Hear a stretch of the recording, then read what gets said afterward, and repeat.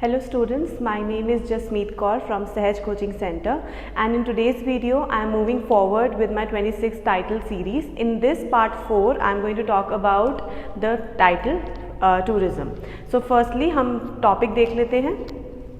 It is now possible for scientists and tourists to travel to remote natural environments such as the South Pole. Do you think the advantages outweigh the disadvantages?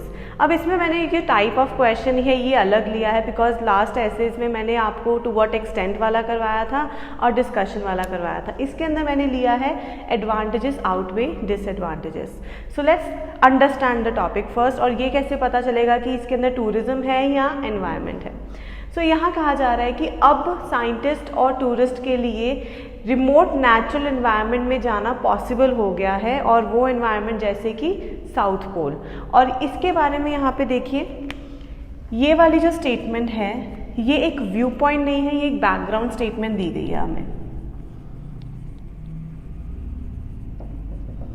इस background statement में क्या कहा जा रहा है कि अब present में नाउअडेज पॉसिबल हो गया है साइंटिस्ट और टूरिस्ट के लिए ट्रैवल करना रिमोट नेचुरल एनवायरनमेंट्स में जैसे कि साउथ पोल. अब यहाँ हमें सिर्फ दो चीज़ें पता चल रही हैं, एक एनवायरनमेंट है और दूसरा है ट्रैवलिंग.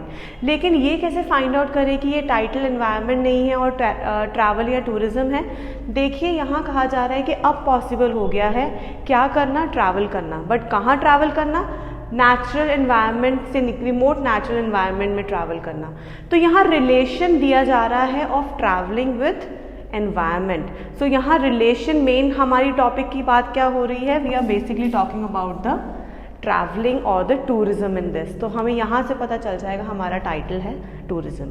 अब यहाँ अगर हम देखें, क्वेश्चन टाइप दी गई है do you think the advantages outweigh the disadvantages.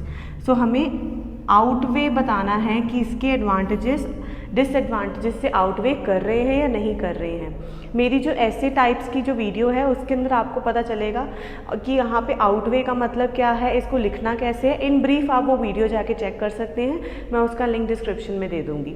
तो ये वाली टाइप में जो है हमें देना है आउटवे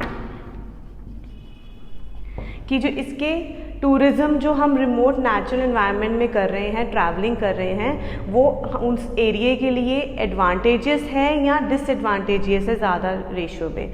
तो अगर हम एक जनरल टर्म में सोचें तो हमें ये पता चल रहा है जैसे साइंटिस्ट हैं, मतलब जियोलॉजिस्ट भी कह सकते हैं, और जो ट्रैवलर्स हैं वो अगर साउथ पोल जैसी रिमोट लोकेशंस में जाएंगे तो उसका फ़ायदा ज़्यादा होगा या नुकसान ज़्यादा होगा. सबसे पहले तो अपने आप को एक टूरिस्ट के तौर पे देखिए या एक जियोलॉजिस्ट के बेसिस पे देखिए कि अगर आप साउथ पोल पे जा रहे हैं या मान लें आप नॉर्थ पोल पे जा रहे हैं, कोई भी रिमोट लोकेशन में जा रहे हैं जहाँ पे जाना इतना पॉसिबल नहीं है बट अब हो गया है, तो उस एरिया को देखा जाए तो सबसे पहले हम उसके एडवांटेजेस सोचेंगे कि उसके फ़ायदा क्या होगा. सबसे पहला एडवांटेज क्या होगा, हमें वहाँ पे एक्सप्लोर करने को मिलेगी ऐसी चीज़ें जो पहले एक्सप्लोर नहीं की गई थी. As a scientist we can dig out some fossil fuels from there जो हमारे लिए हेल्पफुल होंगे for the future uses also, because जो प्रेजेंटली हमारे पास फॉसिल फ्यूल्स हैं वो हम जानते हैं डिप्लीट हो रहे हैं, तो हम वो पॉइंट यहाँ पे लिख सकते हैं. सेकेंड, एज अ टूरिस्ट हमें क्या है वहाँ पे एडवेंचर मिलेगा, बिकॉज टूरिस्ट अगर रिमोट लोकेशन पे जा रहा है तो उसका मेन मोटिव क्या होगा, एडवेंचर. और ऐसी अनएक्सप्लोर्ड लोकेशन पे जाने के लिए जाने से उसको क्या बेनिफिट होगा, he will get the adventure there.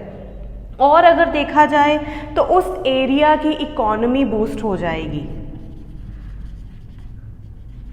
Economy कैसे बूस्ट होगी, ऑब्वियसली अगर वहाँ पे टूरिस्ट जा रहे हैं, जियोलॉजिस्ट जा रहे हैं, they need places to live, they need some food to eat, तो वहाँ पे ऑलमोस्ट क्या होगा, वहाँ पे मनी का इनफ्लो और आउटफ्लो शुरू हो जाएगा जो इकोनॉमी को बूस्ट करेगा.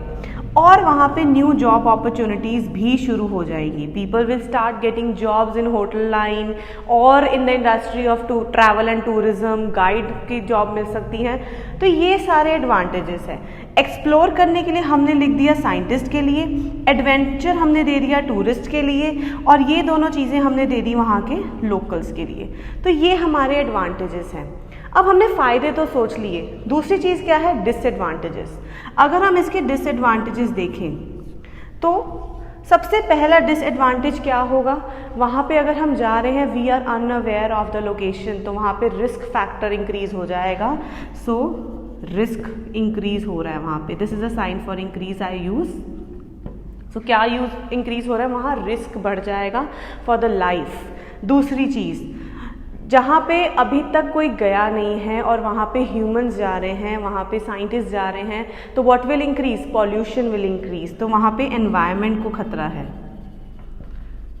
Environment will be in danger. इसके अंदर हम ये भी लिख सकते हैं कि अगर वहाँ पे कोई जियोलॉजिस्ट या साइंटिस्ट जा रहा है फॉर एक्सप्लोरेशन और फॉर रिसर्च वर्क, तो ऑब्वियसली वहाँ पे हम ड्रिलिंग करेंगे, और ड्रिलिंग से वहाँ पे क्या होगा, वहाँ पे गैसेस लीक हो जाएंगी, आइस कैप्स जो है मेल्ट भी हो सकती हैं। सो यहाँ पे हम लिख सकते हैं पॉल्यूशन जो है इट माइट इंक्रीज, और वहाँ पे डिज़ास्टर्स भी हो सकते हैं। डिज़ास्टर्स में नेचुरल डिज़ास्टर्स के बारे में हम बात कर सकते हैं, जो कि वहाँ एरिया को अफेक्ट करेगा, वहाँ की फ्लोरा और फौना को इफेक्ट होगा। अब जैसे कि हम एडवांटेज में लिख रहे हैं कि इकोनॉमी और न्यू जॉब आएगी, अगर वहाँ पे टूरिस्ट जा रहे हैं या कोई भी जा रहा है तो they definitely need places to live, और वहाँ के लोग क्या करेंगे, they will start cutting out the places which have flora and fauna in it. Flora का मतलब होता है ट्रीज, प्लांट्स, और फौना होते हैं वहाँ के हैबिटेट्स जो कि एनिमल्स होते हैं। तो ये डिस्टर्ब हो जाएंगे because we need land to build up some hotels, restaurants और सम रिक्रिएशनल एक्टिविटी के लिए स्पॉट्स बनाने पड़ेंगे, तो ये भी अफेक्ट हो जाएगा।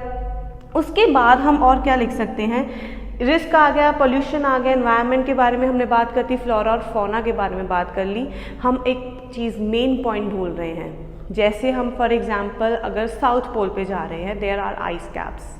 अब वहाँ अगर रिसर्च हो रही है तो definitely there will be some drilling in there, जो कि मैंने पॉइंट आपको यहाँ समझाया था। उसके रिलेशन में क्या है कि जब हम वहाँ से ऑयल एक्सट्रैक्ट करना शुरू कर देंगे तो it will spread at a very large scale, pollution बहुत ज़्यादा फैलेगा और वहाँ हम डिजीज़ेस भी फैला सकते हैं। A place which is not touched by an human interference, जो नहीं हुई है from the past few decades, अगर वहाँ ह्यूमंस जा रहे हैं, there will be many microbes, there will be many bacterias which may be stuck inside the ice.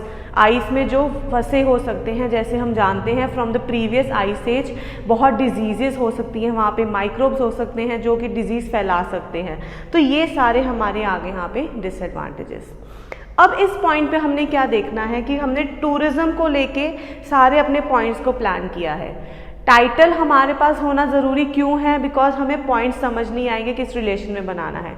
For instance अब जैसे यहाँ पे टाइटल है हमारा टूरिज्म है या ट्रैवलिंग कह लो, और हम यहाँ पे एनवायरनमेंट के बारे में लिखना शुरू कर देंगे, तो हमारा जो ये सारा टॉपिक है ये ऑफ टॉपिक हो जाएगा, बिकॉज उन्होंने हमें एनवायरनमेंट के बारे में ज़्यादा नहीं पूछा है। अगर पूछा भी है तो वो किस रिलेशन में है, ट्रैवलिंग के रिलेशन में। हमें वहाँ पे उन्होंने ये बताया कि ट्रैवल कौन कर रहा है, साइंटिस्ट कर रहे हैं और टूरिस्ट जा रहे हैं।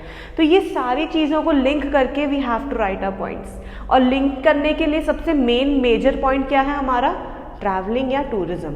जब हम टूरिज्म को अपने ध्यान में रख के पॉइंट्स बिल्ड करेंगे तो वो बहुत इजी हो जाता है हमारे लिए। रीज़न ये है कि फिर हमें ज़्यादा सोचना नहीं पड़ेगा, हम सिर्फ एक डायरेक्शन में सोच रहे हैं कि हम ट्रैवलिंग कर रहे हैं और in relation to the south pole या फिर कहीं आउटसाइड में जा रहे हैं जो एरिया अभी तक टच ही नहीं किया गया by any of the humans, या किसी टाइप की भी वहाँ पे एक्सप्लोरेशन नहीं हुई है।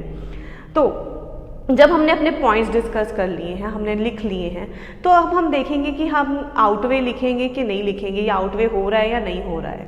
सो लेट्स सी, यहाँ पे हमारे पास है 4 पॉइंट, उसके अंदर भी अगर देखा जाए तो ये दोनों पॉइंट हमारे क्लब हो रहे हैं। इकोनॉमी और न्यू जॉब को हम एक साथ लिख सकते हैं, बिकॉज इकोनॉमी बूस्ट होगी, मतलब वहाँ पे मनी आ रहा है, इनकम आ रही है, एम्प्लॉयमेंट आ रही है, तो ये पॉइंट्स तो हमारे हो गए club.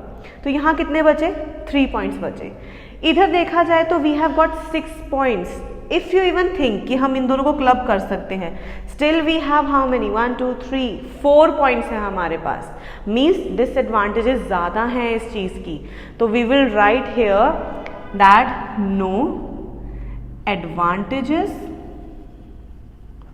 Do not outweigh the disadvantages. तो ये हमारा ऐसे का आधा काम कंप्लीट हो गया। अब जो रेस्ट हाफ है वो सिर्फ हमें इसको एक पैराग्राफ वाइज में लिखना है।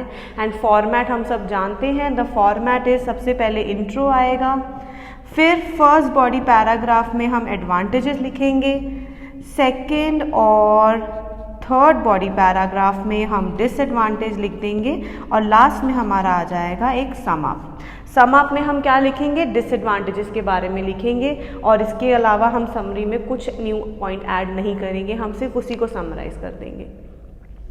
इस वीडियो में अगर आपको लगे कि यहाँ पे मैं कुछ फास्ट गई हूँ या आपको कोई चीज़ समझ नहीं आई है या आप चाहते हैं कि मैं टूरिज़्म रिलेटेड एक और वीडियो बनाऊँ टाइटल की, तो आप प्लीज़ कमेंट बॉक्स में लिखना मत भूलना। मुझे रिकमेंडेशंस दीजिए कि मैं नेक्स्ट वीडियो किसके ऊपर बनाऊँ।